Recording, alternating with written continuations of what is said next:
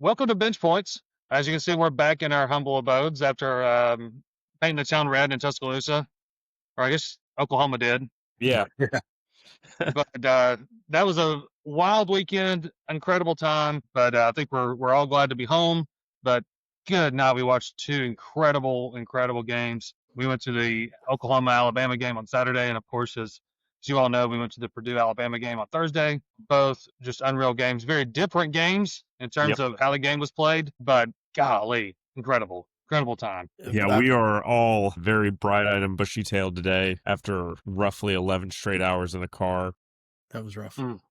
yesterday. So the good news is we got to watch the Purdue Akron game on the way back, so it made that last couple hours a little bit more bearable. But yeah, very, very well traveled after this weekend. Very excited to be back home where I've got basketball on the TV as opposed to right in front of me. So I know that sounds counterproductive or counterintuitive to what we're trying to do here, but it's nice to watch a game from my couch knowing I can go to bed in approximately 45 minutes as opposed to the alternative, which was like, well, I need to come down for this, so let's go to a bar for another 2 hours and sip this thing away. Yep. I mean, we went to Alabama for 2 top 10 matchups and got 2 top 10 matchup type games. That's Oh, yeah. Unbelievable. more than I could have ever asked for that. Fantastic. Either way, some fun events happen, and then some weird things with the stadiums. It's kind of neat to kind of see. I'd never been to Alabama's campus before, and not excited to go back. Yeah. I will say Yeah. this about the greater Tuscaloosa, Alabama campus. Y'all got college students down there. Stop charging covers. I just want to go somewhere and sip a beer for a couple hours. I don't want to pay $20 to have the privilege to do it. Otherwise, I'm just got to go pick up a 30 rack and take it back home and watch more college sports. Yep. Yeah, that was wild. That's for sure. And also, speaking of wild, Arizona versus UCLA. Let's go ahead and jump right into our deep dive portion of the show. Arizona versus UCLA, wild game. Maybe a little closer.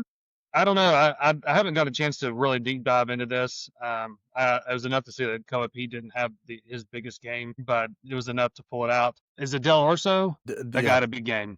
I mean, he was the reason. I mean, him and Jaden Bradley.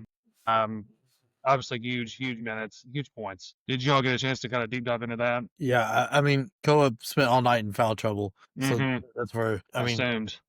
The 7 points on that's a nice little 7 points on only 2 made shots, and 6 turnovers. It just was not his night. You know, that's why Arizona's just a deep team. You get 20 off the bench from Del Orso. I mean, Jaden Bradley does not get enough love for how he ended he doesn't. Florida game and how he ended this game. I mean, they're playing 8 deep right now, but it's really 7 because Artistode hasn't really quite figured it out with, he only got 9 minutes that game, but it's glad to see like Burry's hunting the shot a little bit. It didn't look good. It didn't go in, but he stepped up a bit.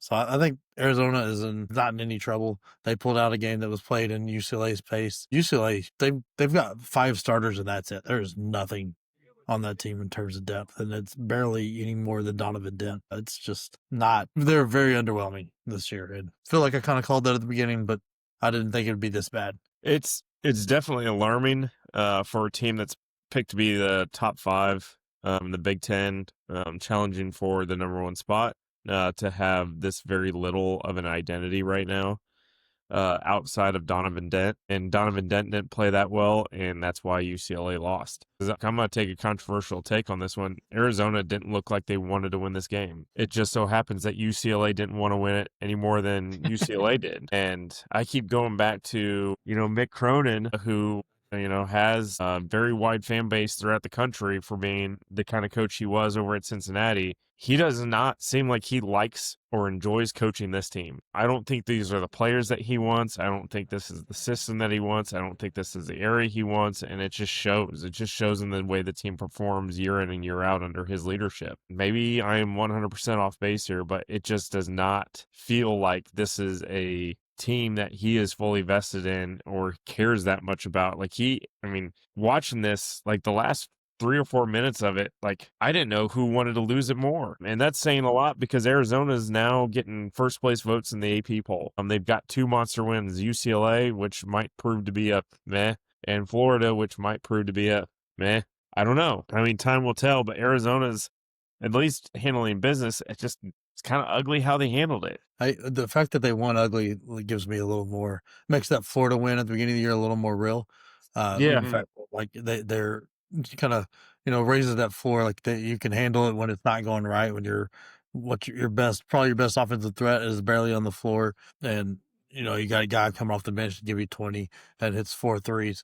That's big. But back to UCLA, Mick Cronin, like none of these players fit your image of Mick Cronin beforehand. Xavier Booker could barely get on the floor with Michigan State because of defensive reasons. Like, so a more defensive centric coach picks him up.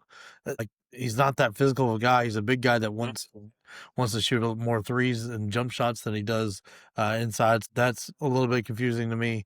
Donovan Dent, same way. He didn't really ever play defense at New Mexico, but I mean, he's an incredible point guard and doesn't really need to affect the game because of the way he sees the floor and how good of a player he is. But you've got to have people to step up around him, and Sky Clark hasn't been known for that. Bill Doe is probably the only guy that kind of fits Mick Cronin's mold, and I mean, he's played well, but the rest of this team, I don't know where they go. I think I'm with you. I don't know either. They got 3 points off the bench. Yeah. Let me repeat that. They got 3 points off the bench. That's unbelievable. Off 4 shots.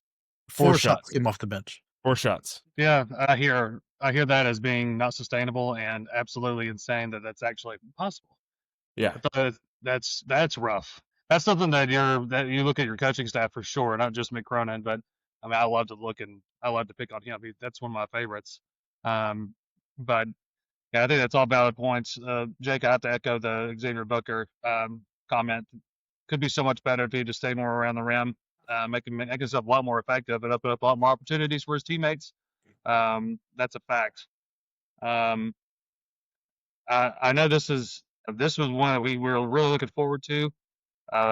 And it was an interesting game to say the least. But the BYU versus UConn game, first part because we missed the first half, and then we started looking at the stat lines and everything, and we realized that AJ might not be playing as his top tier, and maybe he's not what we think he is. Then he did something about it. Yeah. He did something about it. That was incredibly impressive. Have you all had a chance to get back and look at that game? It was pretty fun. I went back and watched it, and I will say this. If BYU would have completed the comeback and won this game, this would not have been UConn losing it. This would have been BYU winning it on the back of 1000%. Devanza.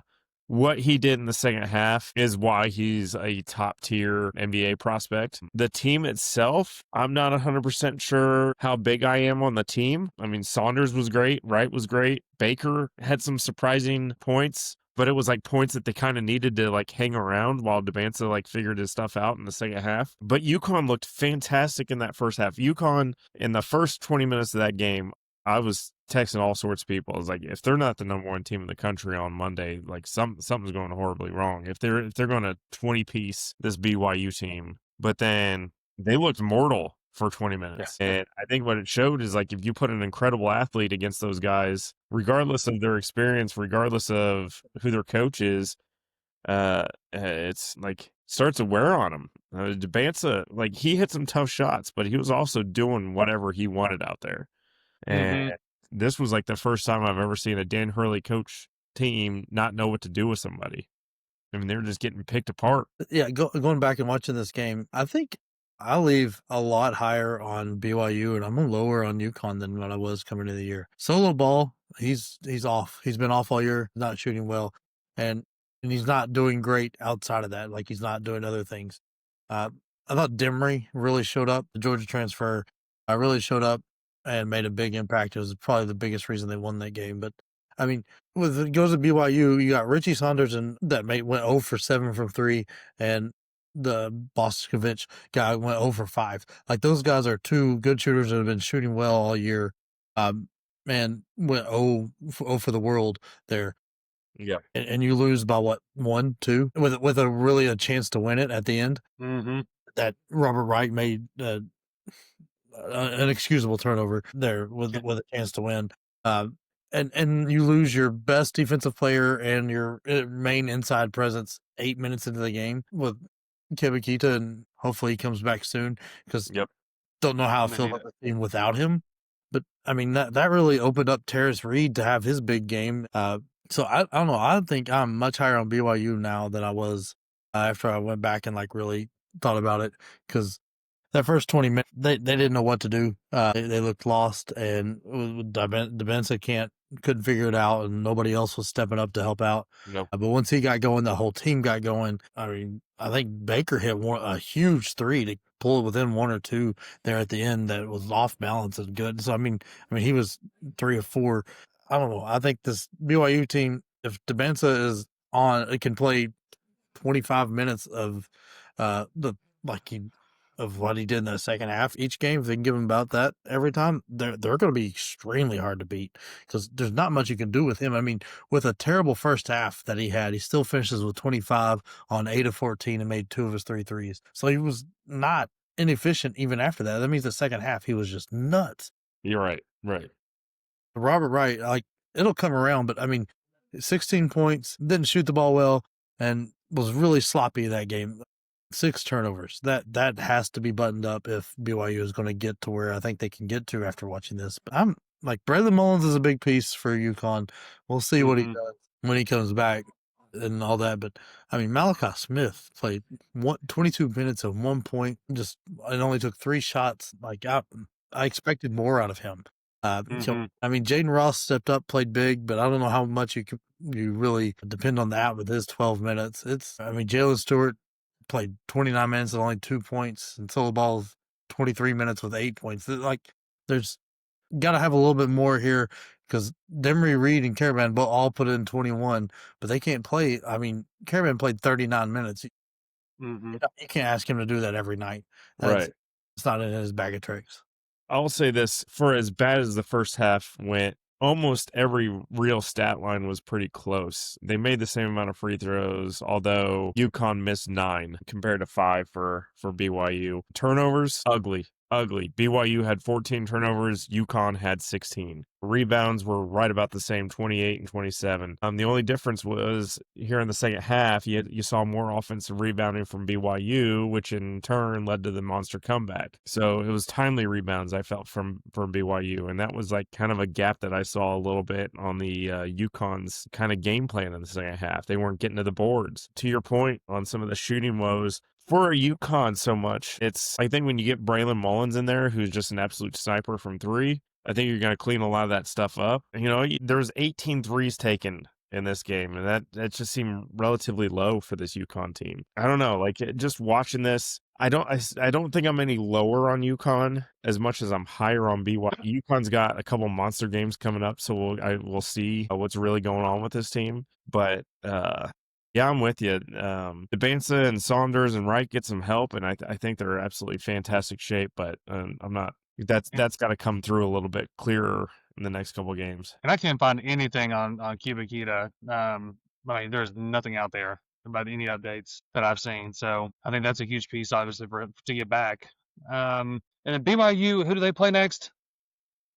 We know. Is that when do they have? Like they almost named like a cupcake. Huh. No, they play Wisconsin. They're just having trouble tonight. Yeah. Yep, I saw that earlier. They play Friday in the Bad Boy Mower series. Yeah. Woo! But yeah, still that Wisconsin game.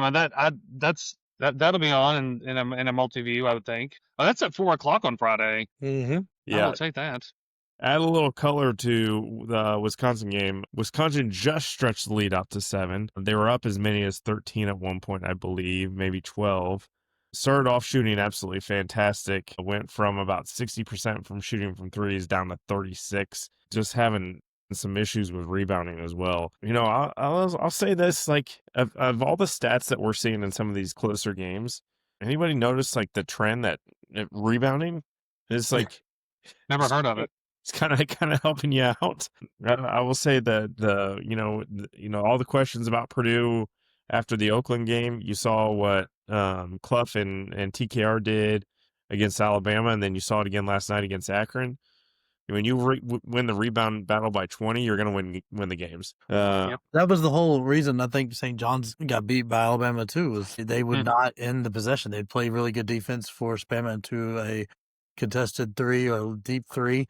and then that turns into 3 other shots, which either ends in 2. Like, that is the easiest 3 you can ever make, is when you're getting the step into the pass, getting kicked right back out to you, make that almost every time. Or it turns into an easy layup because you're chasing the long 3 and then they get it going towards their bucket. And so that really hurts St. John's, the inability to finish possessions. That is such a not talked about thing when it comes to your defensive ratings and stuff. It is, you've got to be able to finish the possession, not just make the shot tough. You have to end it and keep them at one shot.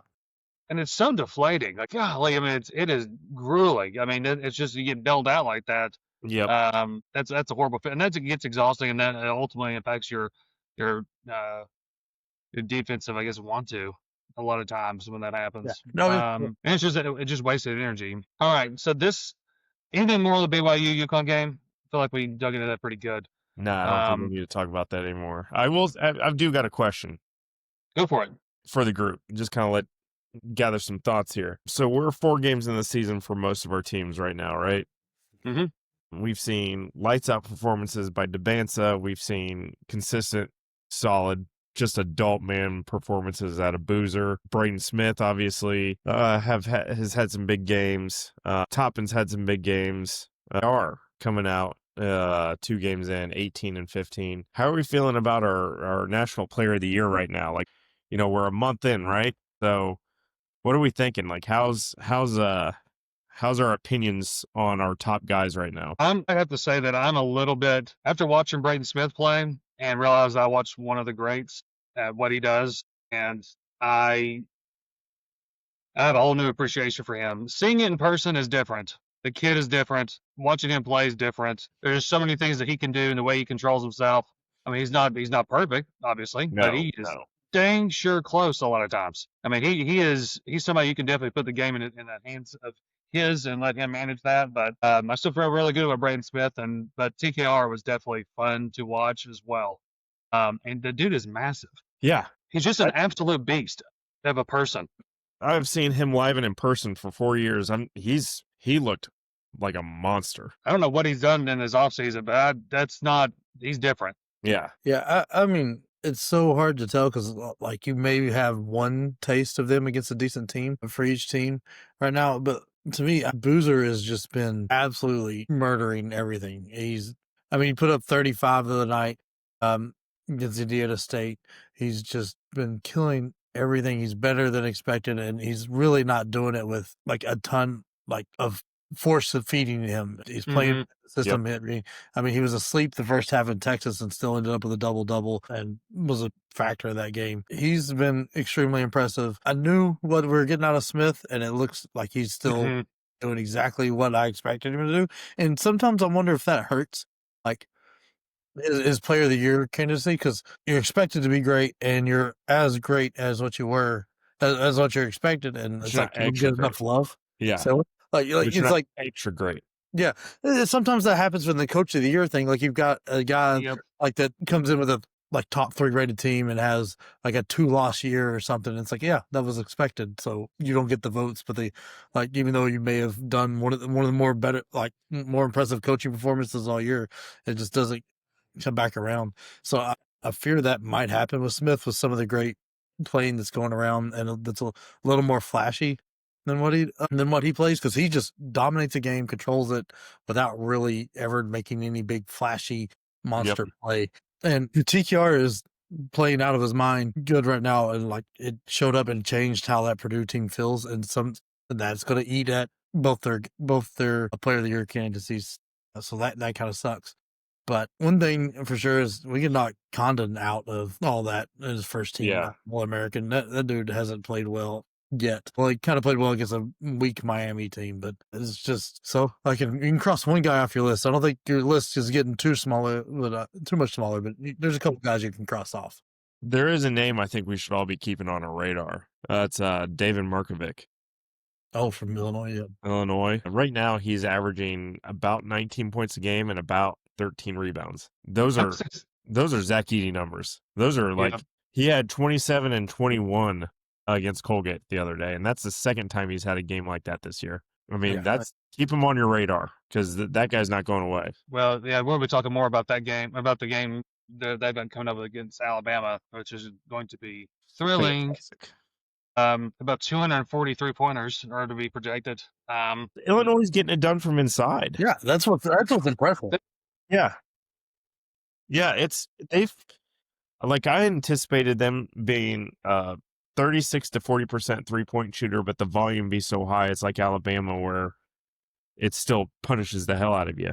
Yeah. But they are getting what they want inside, and that is not what was on my bingo card with this team, which makes it all the more impressive. So Houston versus Auburn. This game became more interesting early on in our episodes. And we were kind of talking about this being just a big pinnacle game, and it still was. But then it became a very good game and a weird ending. Just a weird, messy, intense game. So, what was your thoughts about that? Make your free throws. Yeah. Don't you think it's a good option? Oh my God, make your free. What stat did we talk about earlier? That kind of changes outcomes of games is rebounding. Those are next. Rebounds were about 50-50. It was 40 to 37. Offensive rebounds were identical. Free throws. Auburn missed 12 free throws. They lost by 1. I'm sorry if you're upset about a possible missed call at the very end of that game. Go to the locker room and talk about how that wouldn't have mattered anyway because all you missed half your damn free throws. You would have gone to overtime with a Houston team that would have probably mollywopped you.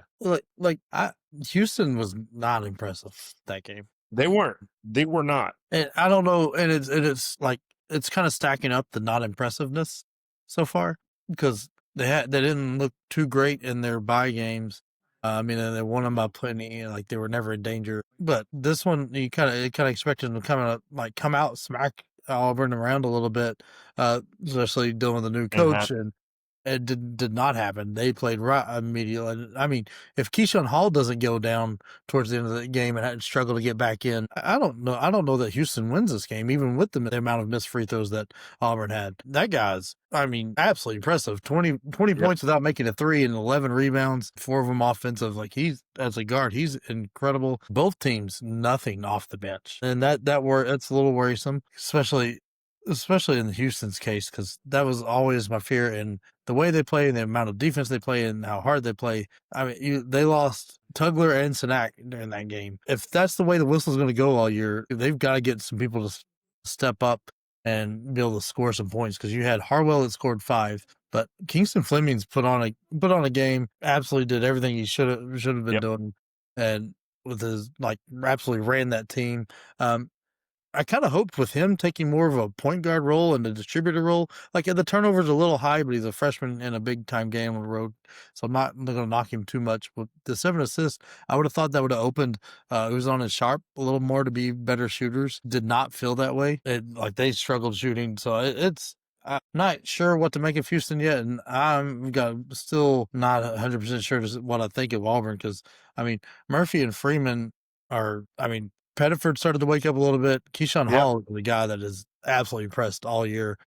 Mm-hmm. We've got to get something off the bench. I mean, they had 10 points off the bench. One of the guys that came in, he missed 5 of their 12 free throws. So you can't have him finishing games. You can't have him on the floor that much if he's going to be that much of a liability at the free throw line. Between both teams having 15 total points off the bench is anemic. Yeah. And that's not gonna work in March. No, that's for sure. And also the kind of high intensity defense that Houston plays, and they kind of lean on grinding people down, but they're gonna have to have more help than that. That's for sure. There's something else about Todd Pettiford. I feel like has been a little bit of a disappointment this season, but he got a little bit of flair back in his game He did. for this one, which was good. I was glad to see it. I like him as a player. But what shocks me about him in this, he only 3 free throws. I expected him to get to the bucket and be more aggressive a little bit, especially with as many fouls as Houston had, giving up that many free throws. I would have thought his free throw line would have been a little more, but only getting there 3 times. He was really game planned out of that for a while. And I mean, Sampson's a great coach, but I think Pettiford's struggling a little bit being the centerpiece of everybody's defensive game plan. I think we talked about this a while back, and I said something stupid along the lines of Todd Pettiford's scoring wasn't going to be monumentally important for this Auburn team, and I was dead wrong. Todd Pettiford needs the ball in his hands, and he needs to score. To your point, Jake, if you have the ball that much, you need to get to the line more. Some of the guards in the country are getting accused of foul baiting, but what they're doing is they're getting the ball into the paint, they're getting their defenders up off their feet, and they're going into them because it's smart. Braden Smith, Darren Peterson, some of these high profile guards going around the country getting the line 10, 11, 12 times a night. That's going to win you ball games. Not that it would have won Auburn this game, because hell, they couldn't hit a damn free throw, but you got to get to the line more than 3 times. Yeah, but to Brad's point, I think when we talked about Pettiford, I was dead wrong. His points are monumentally important, and he needs the ball in his hands, and he needs to be scoring because that team relies on him. And it was obvious in this Houston game with the game on the line. So it's like, you want the ball in that dude's hands, but you can't put it in there because you have less than a second left. You have to go big, and we all saw how that ended. Yeah, I'm thinking he's still trying to figure out his role, and I think Stephen Pearl's got to help him get there, because he shot 14 times, and 8 of those were from 3, and he only made 2 shots inside the line, and with 1 assist, 1 turnover, and 1 rebound.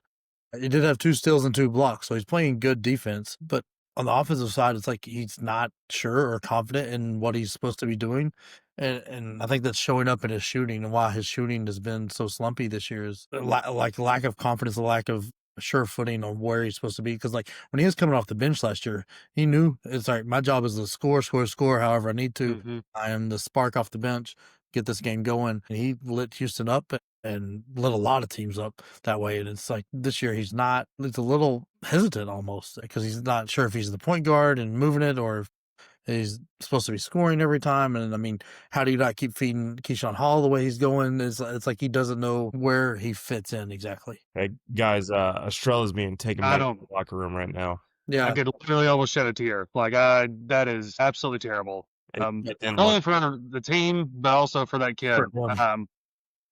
I hate that. Literally, seriously, praise for him. And that's rough. It's rough mentally when you're hurt like that, and then have another injury like that. We're talking about our favorite teams. Estrella's been just the absolute dog of this team. Yep. He's been my favorite player to watch on Tennessee, and I was real high on Gillespie and Ament. So prayers up to Estrella. Hopefully it's not too serious. Hopefully he can get back on the court as quickly as humanly possible. Yeah, I hope so. So I know one game that this is we kind of threw on here in our pre-show warm up. We were talking about the Florida versus Miami game. Jake, you want to kick that one off for us? Yeah. Where are the guards for Florida? They're not on the court, that's for sure. 0 for 10 from 3, 6 turnovers to 7 assists. Just, 13 total points, and they both played close to 30 minutes. Boogie Fland to Xavier Lee, man, they are dragging this team down. They've got to figure it out, because between them, they're 3 of 16 for the floor. Huff had a good game. Condon finally played well. Chinyalu did his thing. Fouled out. Condon and him foul out of this game against a weaker Miami team. This is one of the weaker Miami teams I've seen in a while. They've got no bench help and nothing really. You got starters that can barely score with Anderson and Udea, but I'm just shocked at how bad the guard play is. Boogie Fland looked great last year at times with Arkansas, and Xavier Lee was a prize piece out of the portal, and they can do nothing. They're absolutely useless all year so far. Yeah, the Xavier Lee experiment feels like it's failing, which is shocking. I 4 games. Your report card is a D right now. I wouldn't give you an F. I would. The guy made maybe 2 shots a game. We'll call it a D minus. Not ready to give him an F yet. You have the rest of the year to get this turned around. But if it stays like this, we need a performance improvement plan. The Lee experiment's not going great. The Fland is up and down. So I'm gonna say this again. This is somebody who's praised Purdue. Even though when they had TKR, they were a completely different team than they are right now. Praised Houston. Praised Florida as the top 3 teams in the country. This is another top 3 team that has just not looked like a top 3 team. Obviously, lost to Arizona, dropped them way down, but they have not looked like a top 5 team yet. They didn't look like a top 5 team early last year, though, but they weren't expected to be right. Started coming together about mid-season, and they hit form, they hit stride, and then they had a generational clutch guy doing clutch guy things. Early grade for Florida as a team, I'm going to give them a C. Just not seeing national title out of this team yet, even though they handle business against this Miami team, who I was really high on, and actually they didn't play too terrible. It was just sloppy, and I don't even know what to make of it. It's like 12 free throws. 56% for the line. 12 free throws. You missed 12 free throws. You lost the game by 14. I mean, that's You make half those, this game is a little bit more manageable, and maybe it comes down to a couple really, really good defensive possessions because you have a shot in it. Instead, in the last couple minutes, you're fighting to not lose by 20. yeah. Only one guy shot an acceptable percentage, and that was Malik Renault, 5 of 6. The rest of your starting five goes 3 of 8, 1 of 4, 3 of 4 with True Washington, and 2 of 4 with Trey Donaldson. Like that's just not acceptable anywhere. And I mean, if you're gonna be the line 27, and it's not like Florida did much better. They were 19 of 29, so they got 2 extra free throws and made 4 or more. So it's I don't know. Miami, I don't have a lot of hope. I was never high on them. I don't see where this turns around for them, but maybe it does at some point. I don't see it anywhere. I don't see I also feel like being there. I feel like the turnover margin for Florida is pretty damning. 16 turnovers. But I feel like I thought there's been multiple games. In the Arizona game, they had quite a few, I feel like. Yeah, I mean, Miami had 6 less turnovers and somehow lost by 14. There's 8 rebounds difference, so you can't just throw it all there. They had 15 turnovers against Arizona, Brett. Gotcha. Yeah, I just saw that. Okay. That's alarming. That's something to keep on the radar. That's what I'm saying. Like the guards, man. Like the alarm bells need to be going off that something's ain't right here, and we got to fix something because Boogie Flanning, Xavier Lee got to get together, or somebody off that bench has got to be. I was going to say somebody off the bench has got to do something. But it's not great anywhere. One thing that we didn't talk about in our pre-show warm up is our AP poll reactions. Let's hit that real quick. Throw our responses to that. Anything that really sticks out that is just like, whoa, can't believe it. They shouldn't have dropped that much, or if they started to shake out the way that we kind of felt like they should be. Well, I want to know who the idiot is that gave Duke first place vote. Why wouldn't you give Duke a first place vote right now? Say what? Why wouldn't you give Duke a first place vote? Who's they beaten of value that like Purdue or Houston or Arizona or UConn has? Like, if you want to give a first place vote to Purdue, Houston, UConn, or Arizona, I'm not going to yell at you. Even if you want to throw one to Louisville, that's fine. Texas, I mean, that's it. You might have the best player in the country on your team. Very well so, but I mean, we're not ranking our best players. Show me something. Like, I'm not saying they might be the number one team. I don't know. I'm just saying, like, you can't. There is not an explanation that is acceptable to vote them number one right now. I wouldn't blame anybody for. If I was voting, I wouldn't give them a first place vote, but I wouldn't blame anybody for believing in that Duke team. No, it's not believe. It's they haven't earned a first place vote when you've got, like I said, those 4 teams ahead of you with.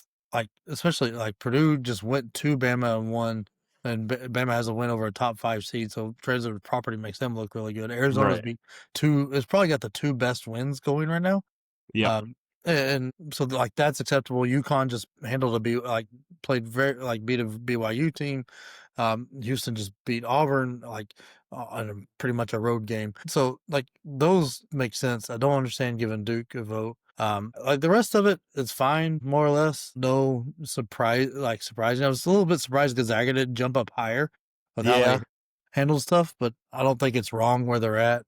I also feel like Michigan's done enough to drop down more than they have. I know they've won, but I know you can't drop them a ton for winning. But gosh, they've been playing some closer games that they really shouldn't even have any business being close games. They have have a little bit of fraud alert going right now. I'm not worried about Michigan, but they're not handling it very well right now. Right.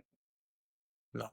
I will say this about Purdue and Houston. Purdue's first 2 games, meh. Their last 2 games against Alabama and Akron, who is in all likelihood going to win the MAC and is a tournament team. They were completely dissected by Purdue. Both Braden Smith, Omer Meyer, BKR, Clough. Fletcher Lawyer, all in double digits, all like around 14, 15, 16 points. Absolutely fantastic performance. Their last 2 games earned them a 1. Their first 2 games earned them like right around a 5 or a 6. Houston, I feel like they've just been a B all year, even a B performance against Auburn. Auburn makes free throws. We're talking about a completely different AP ranking right now. UConn flirted with disaster, but they've been absolutely fantastic, and Arizona's been fantastic. I think you could literally shuffle the order of any one of those top 4, and everything would have been just right as rain. BYU drops a couple spots, getting beat by UConn. I'm not really upset about that. Alabama drops 3, losing at home to Purdue. Not really upset about that. Kentucky drops 3, losing to Louisville. Seems a little harsh because it's at Louisville, but I'm still not convinced about this UConn team. I would argue, this Kentucky team, not UConn. I would argue putting Gonzaga over Florida, Alabama, and Kentucky right now. Alabama's hard because it depends what you think of St. John's. If you liked St. John's and you thought they truly were inside that top 10, then it's hard to knock them down for losing. I think the final score of that Purdue game was 8, but it was probably closer to a 3-point game all night. So it's hard to knock them down too much. But yeah, Kentucky's not done anything to impress me. Florida definitely hasn't. Part of the reason BYU dropped is because you've got to move Illinois up. So 2 of them go up, somebody's got to fall, and that's why they fall. I'm with Brad. I would put Illinois over Michigan and maybe over Louisville. I mean, Louisville's got a monster win with Kentucky versus Illinois got Texas Tech, and they were both home wins. So you 6A, 6B. Yeah. I mean, I wouldn't argue that either. Like I'm saying, I could see that just because Illinois' offense the production has been outrageous, and it's kind of counterintuitive to what everybody thought. But I don't understand if you drop Duke 1 and in the same time you drop Michigan 1, but Duke absolutely blew out its 2 junk opponents, and Michigan fighting in overtime with Wake, and was fighting for its life with whoever they played after that. Some of the logic's a little inconsistent here, and then part of it is you're going to keep Kentucky and Michigan State and Kansas. That's why Kansas is still ranked, I think, for the Champions Classic. You want those numbers. You want as many of those numbers next to names as you can for that game matchup tomorrow. Yeah, to your point, TCU pushed Michigan to the absolute limit, and I don't think anybody had that on their bingo card. TCU probably should have won that game. Yeah. There was some interesting calls towards the end of the game, and then there was some interesting decision makings from TCU's shooting standpoint. But Michigan's got some real problems with turnovers, and I don't know. It was the same problems they had last year. I don't know if that gets fixed this year. I think they're just going to have to just out athlete everybody that they play and out big everybody that they play and hope that the turnovers don't bite them in the ass. But this is like Alabama's rebounding. If you shoot a whole bunch of threes, you make a whole bunch of threes and yada, yada, yada, but you don't rebound, it doesn't do you much good because second chance points will always beat you up. Michigan, if you don't protect the ball, it's eventually going to catch up to you. But yeah, I could see your point. 6A, 6B, Illinois. I'm fine with the top 5, regardless of who Duke has or has not beat. I'm a believer in Duke right now. But I think you take that top 4, shuffle them all around. Doesn't really matter what order. I think that you got a really, really good top of the league right now, top of the sport with these 4. We'll see how it all plays out in the next couple months. Yeah, to me, as I'm going back and looking through this, Michigan, those alarm bells need to be ringing real big. Cano is back to Elliott, what we saw in North Carolina: 6 turnovers, 5 assists, 3 points. Ade Mara is got 5 turnovers. That right there is the same amount of turnovers as TCU had, and they also had 11 steals. And typically, steals are real easy to turn into buckets. I don't know. Those alarm bells got to be ringing because the expectation for Wake Forest and TCU coming into the year was not high. It was maybe a tournament team, maybe if you're lucky. You're struggling to fight both those. I mean, both those are on the road, so props to going on the road and winning. That helps, but that does not make you feel good with the way Illinois is playing, the way Indiana is playing, the way Purdue is playing. Even Nebraska a little bit too. That. I was just about to say that. Real nervous going in the Big Ten play if that turnover number doesn't come down, because that's going to be death. When it gets in the league one thing I do want to note, speaking of Indiana, I know that they're right on the cusp of being ranked in the They top. got 65 votes. They are right there along with San Diego State, which mark your calendars because on the 24th, Michigan plays San Diego State at the Players. Oh, true. I forgot about that. It's going to tell a real big story right there. Looked absolutely fantastic 3 games in the season, 3.5 games in the season, 3 3/4 games in the season. And then they went ice cold against Incarnate Word and looked mortal for about 10 minutes. To the point where I'm like, what's like, I almost stopped watching. I was just like, there's no point in watching this game anymore. And then I hit, couple shots, bunch of stops by Incarnate World, terrible shooting, turnovers, bad decision making. And all of a sudden it's a 6-point game. That's not going to work against your top 25 teams. And we need to get that cleaned up. You looked absolutely fantastic for 3.5 games. Don't rest on your laurels. Get back to winning. Yeah, that's I thought that was kind of cool to see, honestly. For Indiana to get those votes. And then of course Vanderbilt still has some. They had 57 votes. That's one of the ones that's as much as we talk about Ken Palm and that's out there. I mean, they are way up in the Ken Palm top 12 or top 11. Yeah, are they 12 or top? Are they top 10 now? I'll have to look. I just had it up there. Dang it. Vandy is 12th right now. And with the 5th ranked offense, I mean, if they get some defense coming around, that's scary. I mean, teams that they're ahead of that are ranked way higher than them in the AP poll. Michigan, Texas Tech, BYU, Wisconsin, St. John's, USC, and Alabama. That to round out your top 20. That is, I mean, and Tennessee. So I don't know what we got to do to give Vandy some love here, but I mean, I was high on them coming into the year. I wasn't this high. This is impressive. I want to see what they do when they actually play some teams here. So like that, we won't see anything till unfortunately well into December with SMU, Memphis, and Wake Forest. So we don't really get a good look at Vandy until league play. But I mean, they are 3 of the 4 games over 100 points with UCF. They gave up 93. On the other 3, they kept under 75. I don't know. This team is scary for me. It's a good year to be a Vandy sports fan.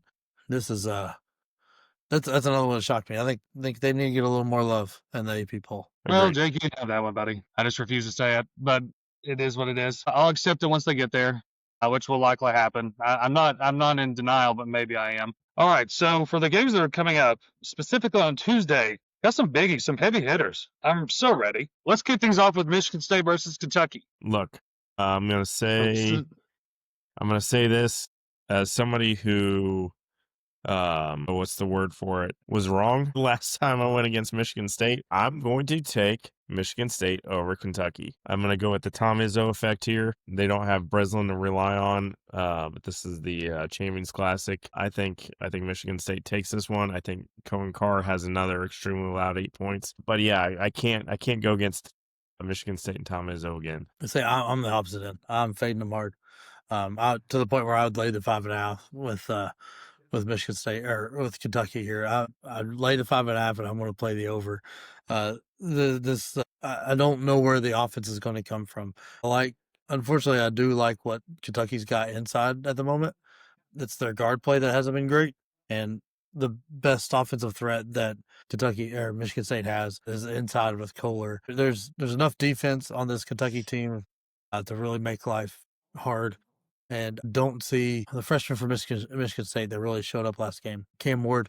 I don't see him making that big of an impact in this one. I think this game goes Kentucky's pace, gets up and down, a few extra turnovers. As hard as I've been on Jasper Johnson, he's been a pretty good point guard, 4 assists a game. If he's playing, I haven't seen if he's going to play yet or not. And there's at some point Owe is going to wake up and show us some of the player he was last year. And until more games in and he's not showing it, I'm going to keep expecting it. So I don't think Michigan State's got the talent. This is where what we're talking about in the year and all the previews were like, hey, the talent's just not quite there. The Tom Izzo effect can only carry him so far. And I think we start to see that here. This is the game for Owe. This is it for him. This would be a huge place for him to establish himself again. and really get himself, kind of back on this high level of scale. But go Spartans. Yeah, for real. I'm in on this. Yeah. I obviously want Michigan State to win this ball game, but I think they're going to. This is at the Garden. I think this just comes down to that Tom Izzo effect that Sam talked about and that I love. And so I think that's where I'm going. I'm going to ride that out with Michigan State. I'll be on an island and I'll take Kentucky and I'll you know what, to make money I will have a bad taste in my mouth if it's going to put more money in my pocket. There you go. Well then, so this is a pretty obvious game coming up here. I feel like for at least 1 point of the bench, but it's Kansas versus Duke. No Darren Peterson. I actually think, yeah, but no, I was about to say, I kind of feel like now that I say that, I think we're all probably going to be feeling the same way on this. Sam, go ahead. You made the point of this game. I just wanted to put an asterisk by Duke versus Kansas. It's Kansas with no Darren Peterson. Not that I'm not sure if it would have mattered. I would have loved to have seen the Cam Boozer Darren Peterson matchup. Well, it matters in that 10.5 number Duke's leading. I think that's the more interesting angle here. Yeah. How confident are you in Duke? Like we all think Duke's going to win. Duke's a better team, especially with Peterson out. 10.5 enough. Are we double digits? Yeah. Thinking like 12 to 15. I would say 15. I think this is just going to be an absolute dog walking. I don't think I do Kansas too. has enough adult men to handle Cam Boozer by himself, let alone not have a superstar freshman that is supposed to be the lifeblood of your entire team is sitting out for a second straight games. Yeah, I mean, Flory Badinga, I think this is his kryptonite. You've got Boozer and Ndamanga are both similar type players that are meaty, big, back to the bucket, very physical, which doesn't seem to be Badinga's game. Last time we saw him in North Carolina, you had some bigger guys that could play. He disappeared. I think you're going to see that again. The only part that worries me with, like, if you're in the gambling stuff, that worries me with the lane double digits is I think the pace is going to lean so much more Duke's way that it's going to, like, it might be slow enough where it is a game that feels like 20 and it is 10 because it's just going to be a dominant factor there. But Duke might start playing faster. Sarr really woke up against Army. That jump shot started going, and the way he plays defense, as long as he is, creates some extra turnovers that might pick that pace up. So that might make you feel better. I would definitely, if I'm actually betting this game, I'm betting. I'm not touching the total because I'm scared of that, but I'll lay the 10.5 all day. I think it's a great tag. I'm with you on that. Obviously, Duke 1,000% for this game. The next exciting game that's Arizona versus UConn, and is that on Wednesday? It's on Wednesday. Yeah. Okay.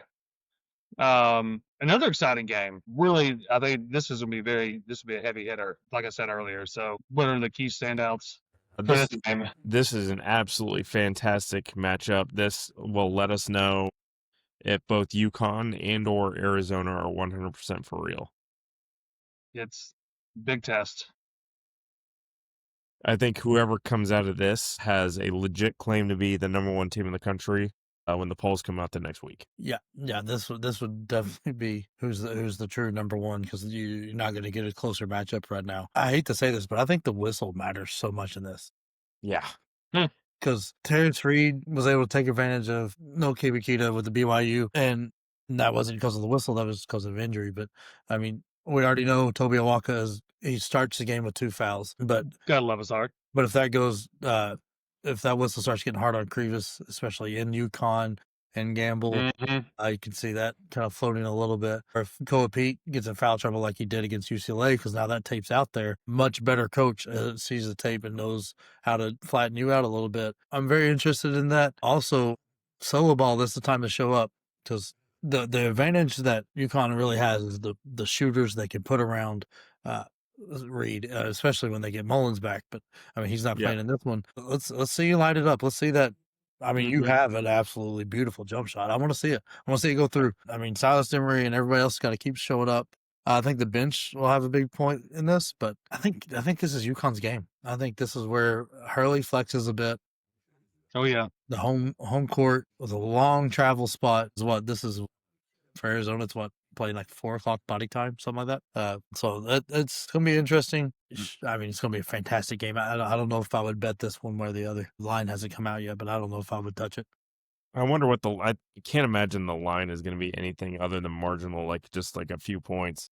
Yeah, 3. I think 3.5 is Yeah. what I would think. UConn, basically home court and travel being the difference. Yeah. The travel feels like maybe the biggest factor. Yeah. I mean, Travel and the whistle. Yep. We'll see. And this one, I think, again, we've kind of talked about it earlier, but the Alabama versus Illinois game that's on Wednesday. ESPN, 9 o'clock Eastern. I'm going to update believe. Wisconsin because we were ragging on them. Yeah. That's almost a 30-point game now. Yeah. Yeah. And It was close took in the off. first half, but yeah, they pulled away. 94 to absolutely pulled away. 69. Woo! Oh my gosh. Somebody had to have gone off. I'll have to check at that in a second.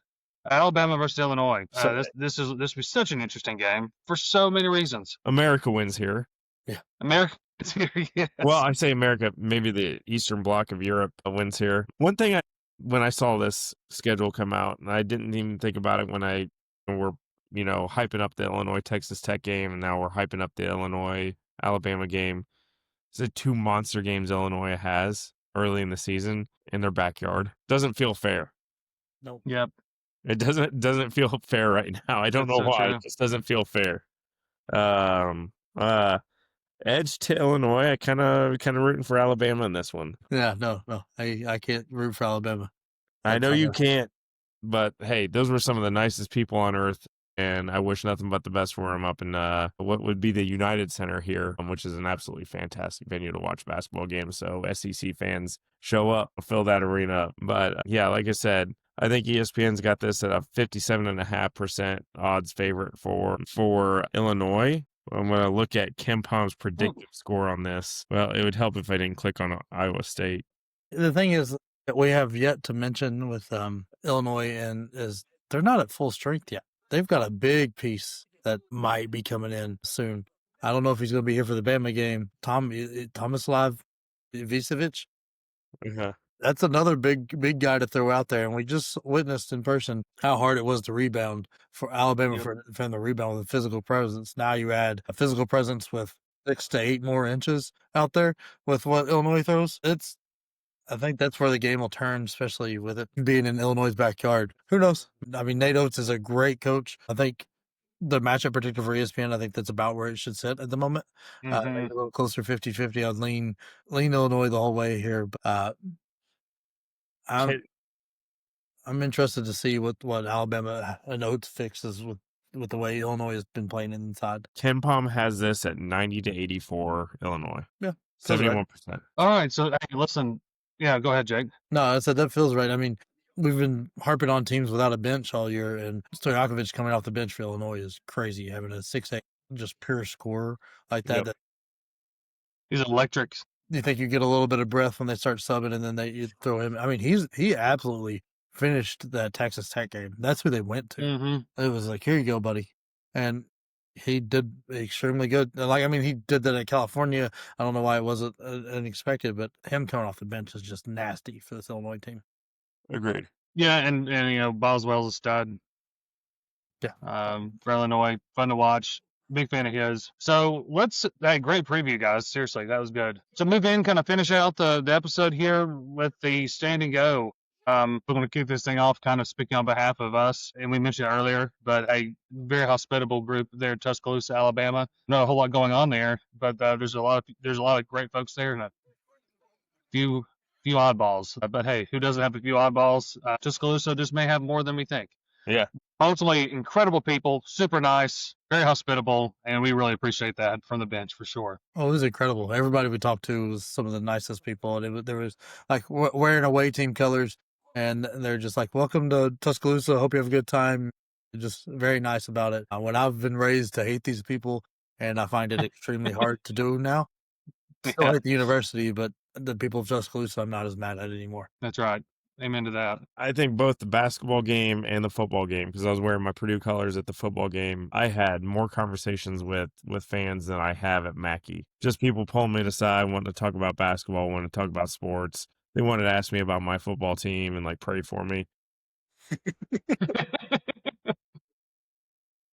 No, even after, like a rough weekend for Tuscaloosa. I mean, Purdue comes into town, top 10 matchup, lose by 7. Oklahoma comes into town, top 10 matchup, just lose by a handful of points there. I can't remember exactly what the final score 2, I was. think. I I might think it have was had 2. too much liquid encouragement by that point to really pay close attention. I just know Alabama lost. And even after losing 2 top 10 matchups, I mean, people were still super friendly. Like, I'm walking out and people are saying boiler up. And it's like, hey, you guys got a hell of a team. And like, I told them, it's like, hey, I'm here with 2 Tennessee fans. And I was like, oh, Knoxville's lovely. And like, they have a song where they basically tell Tennessee to go kick rocks in the middle of it, even though it's a Tennessee song. It doesn't make a whole lot of sense, but they always make mention of Tennessee too.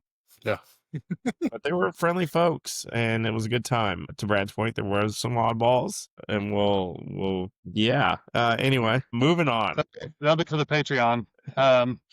Just kidding, we don't have a Patreon. Not yet. But hey, Zane, I think you got to mention Matt Painter's achievement. Yeah, so last night, Matt Painter, 500th win, did it in absolutely convincing fashion. Team absolutely played phenomenal against a very good Akron team.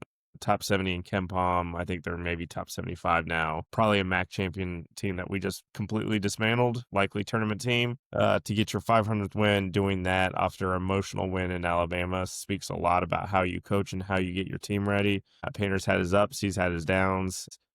Been at crossroads that many of us will never really understand with this program, but he's done it at his alma mater. I think he got 25 wins total at Southern Illinois and 475 in West Lafayette, Purdue. Hats off to you, Matty P. You're doing a fantastic job. You've 4 number ones in 5 years, standing no. We love you, Pate. I mean, that's the point I was going to make. The best part about this is 95% of those wins, and it'll get closer and closer to 99. Or at one school, your alma mater. I mean, how many times have we seen coaches go to alma mater and it drops no matter, like, it's not good. You ruin your legacy a bit, and it's been quite the opposite. I don't think anybody's going to remember Painter playing for Purdue anymore. It's just going to be the crazy amount of success that he has as coach with Big Ten titles, Big Ten tournament titles, first Final Four in what like 230 years, Something like like at that. a championship game of and having to and recruiting in state. Yes. And absolutely dominated Indiana recruiting the in-state guys. That is, I mean, that's a big mark, big check mark, because the way that high school basketball is around here, everybody's wishing they could recruit inside Indiana like he does. So I'm thoroughly impressed with him. He deserves all his flowers, and 500 is probably hopefully another 500 to go. Matt Painter owns the state of Indiana. He owns it. That's his state. I mean, listen, he's been the leader of a couple, well, I guess at least 2 or 3 heartbreaks of mine. Gosh, I respect the pants off this dude. Yep. He's just unbelievable coach. And glad I got to watch one of those teams play and see that as a privilege for sure. I'm sneaking this one in, guys. On the standing O, Josh Pastner going out to Memphis and just absolutely handing just a solid win over Penny and the Memphis team that just isn't very good. 30 points off for turnovers for UNLV, 23 fast break points. Yikes. This was a huge win for Josh Pastner. I've always thought he was a good basketball coach. Yeah, it's nice to see him go in there and turn things over there in Memphis. Anytime Memphis loses, I do take privilege of enjoying that. Having come from Pastner, I thought it was pretty good. We got to work on your definition of good basketball coach. I know he lost. Sorry, he lost to it was Tennessee Martin, right, earlier in the year. Yeah. Which I've heard some interesting things about that team, but that'd be for a different episode. Yeah, so we got to work on your definition of good basketball coach. Pastner has been rightfully run off from Memphis and Georgia Tech because he was not doing well. I forgot about Tech, but I thought at Memphis did he not have at least some decent years at the beginning? Yeah. And then they started falling off? Yeah, those players, other people's players that Cal brought in with yeah, cheating and whatnot. That's fair. Maybe we should cut that part out. I just liked him. I mean, he just wasn't I guess he just was as douchey as California. I liked him more for that. Yeah. Well, I mean, don't know. I'm just saying. I don't know. Like, I think UNLV is a great spot for him. Yeah. I don't think Memphis or Georgia Tech were the right spots. We'll see. I could be totally wrong. He's just not high on my list of basketball coaches. That's fair. I like to Brad's point though, 2 struggling coaches, and one of them just happens to be a coach at Memphis. So anytime Memphis loses, it's always nice. And then I'll tell you this about Memphis: they have that many turnovers on Thursday against Purdue. Yikes. Yikes. I'm here for it, though. So Yeah. anyway, Won't be a bigger Purdue fan out there than me, when they're going against Memphis. So Yeah, they're that's a fair point. my heart on that. I mean, UNLV, we'll see what they do. They've got a tough road to hold here because losses to Martin and Montana. They beat the crap out of Chattanooga, which is nice, but they just beat Memphis. But you got St. Joe's, whatever. They should handle that. If they don't, they got some real trouble. But Maryland and Alabama right after that, and then at Stanford. Those are all not going to be cakewalk games, especially the Alabama one. So we'll see what he does out of that. And the Mountain West is, I don't know what to make of him. Boise, Yeah. I've still got Boise, but losing to a D2 school in my head, and that's probably going to color their whole season. But I mean, there's also San Diego State and a few other really good teams in there. So we'll see what he does. I could be wrong. All right. Well, listen, your favorite human victory cigars have to go and do their job. Yeah. And get some sleep after Absolutely. we get the job done. Absolutely. Well, we'll catch y'all next blowout. Take care, y'all. See ya.